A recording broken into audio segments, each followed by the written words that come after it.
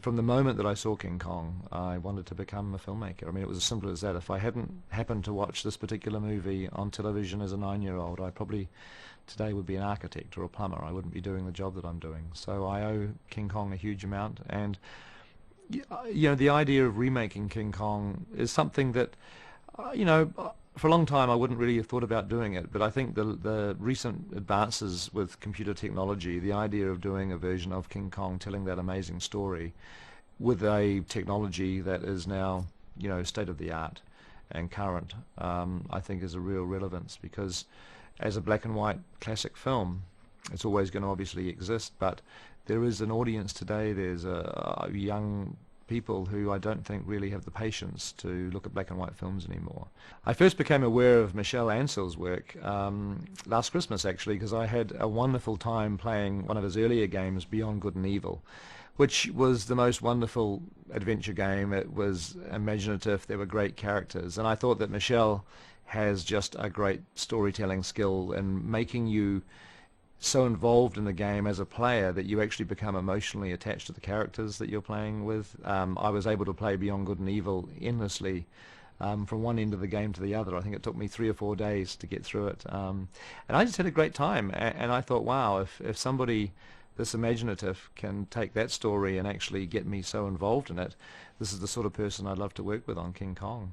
I think it's critical, if you're making a game that is based on a movie, that there's obviously incredibly close collaboration, and for us this has been really important from day one.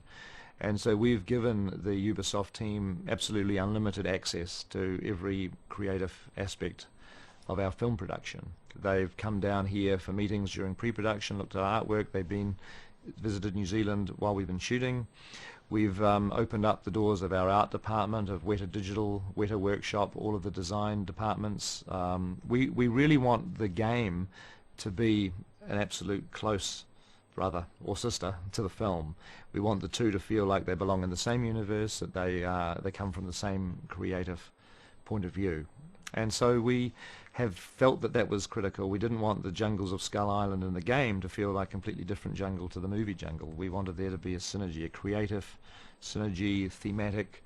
We wanted you to feel that when you pick up this game and play it, that in some respects you're reliving part of the movie, and in fact you're expanding on the movie. We've shared every aspect of the designs of the film, not just the jungles, but with the dinosaurs, and obviously the main title character, King Kong himself. From the very beginning we've collaborated with Ubisoft and shown them all of our concept designs, even as the designs have been developing and evolving and changing as they have during the course of the production.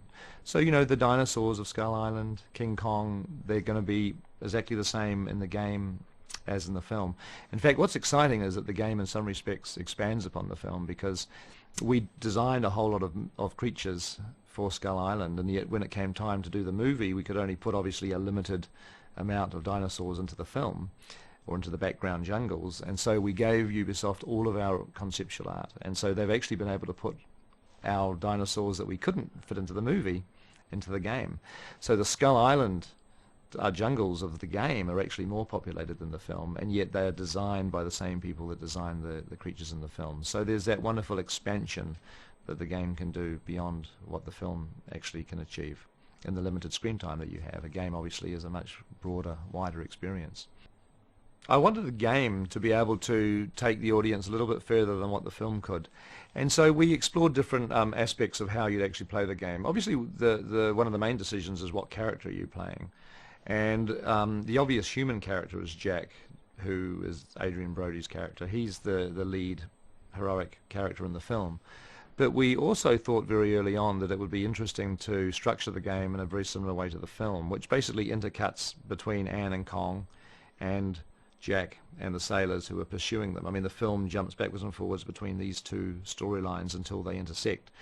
And we felt it would be good to actually create a game that had a very similar structure, and we also thought it would be particularly cool to be able to play Kong. Feels like when you've got that controller in your hand, it's one thing to be obviously playing a human being, being pursued by dinosaurs, fighting dinosaurs, trying to rescue Anne, trying to find King Kong, but to actually be able to, on some levels, spin around and become Kong himself and to defend Anne against Tyrannosauruses. Because in a sense, our two characters, Jack the human and King Kong, have the same objective. They both care about Anne, Darrow, Naomi Watts' character. They both want to protect her. And so they both basically have a very similar agenda, and yet they're actually intersecting, which is going to lead to this very interesting course that the gamer is going to find themselves playing as they actually alternate between these two characters. I think one of the most enjoyable aspects of the game will be the sheer survival aspect, that you have to actually survive in what is probably the most dangerous jungle on Earth.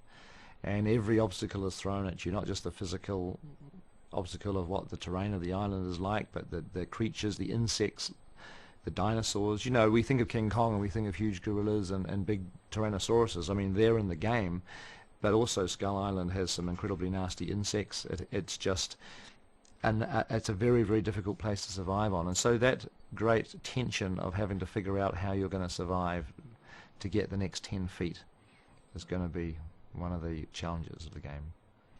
I really love collaborating on the game. I think really from a purely selfish point of view, it's given me a great opportunity to learn about how games are created from an incredibly successful and wonderful team of people. And you know, I felt like a student, really, just sitting down and trying to help. I mean, I've, you know, as the guy making the movie, I've tried to offer as much advice and feedback and opinion as I possibly can. But you know, basically the you know, Ubisoft team, with Mishel Ansel at their helm, are doing just a fantastic job, and I'm you know, just playing the game, enjoying what they're showing me, and throwing them any ideas, suggestions, feedback. But it's just a wonderful experience. It's like, you know, almost making a second film at the same time as I'm making the first one. There's like two parallel productions happening at the same time, both, you know, heading towards a common goal. And I'm glad I'm only helming one of them. It'd be too much to do both. The other thing is you need energy, constant energy in a video game. It's hard because you're not really playing off other characters. You're just having to do the lines wild. You're not doing them to any kind of picture. I think it's a skill. I think doing a good voice for a video game that's real, that's going to work, I think is actually a real skill. And I think some actors would probably find it quite hard to do.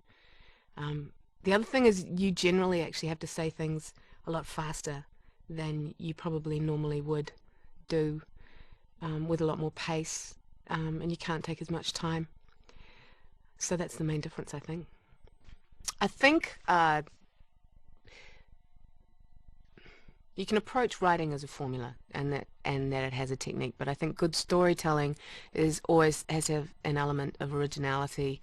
I think that people are going to engage with a game as they engage with a film if there is an element of originality mixed with an element of familiarity. So it's about trying to find things within the game that are that make it unique and original, as you try to do in a film, but it's also an experience that people are looking forward to because they know what they're going to get and know what to expect, and it's because it's what they enjoy. I think we've had to change a lot of the storytelling in the game. For example, the decision was made very early on by the Ubisoft designers and storytellers, and it was the right one, to just go once to the island. In the film, you go twice to the island. So she's taken. They go back to the ship, and then she's taken by the natives. Although, I have to say, if you're playing the game, the one thing that a game can do that the film doesn't do is the tension in a game can get really intense. And, you know, it is much more of you're in the world and part of that experience. So it can get really intense, which is a great thing about games. I think I don't know enough about games and telling stories on video games, and I haven't played enough of them to make this statement.